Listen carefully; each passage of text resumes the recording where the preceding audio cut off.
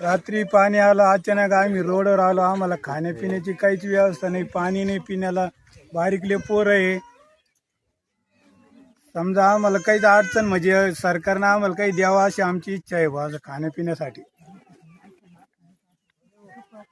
किती लोक आहे आता तुम्ही इथं? किती वस्त्या आहे इथं? इकडं जवळपास आमचे कमीत कमी 4-5 वाजते, 5 वाजते इकडं. 5 वस्त्या आहे. किती कुटुंब आहे एकूण? एकूण जवळपास तरी 30-35 माणसं आहे. मग प्रशासनाच्या वतीनं कोणी आलं होतं का इथं? कोणीच नाही आलं ना.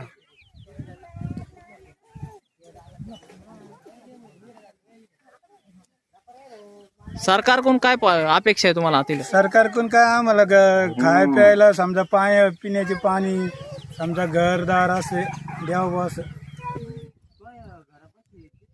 डाकपिंपळा भालगाव रोड इतकं पाणी आलं आहे का आमच्या सगळ्या वस्त्या असं पाण्यामध्ये गुंतलेल्या आहे.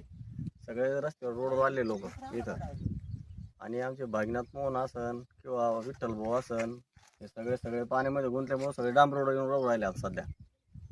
यासाठी शासनाने काहीतरी निर्णय घ्यायला पाहिजे अशी विनंती शासनाला.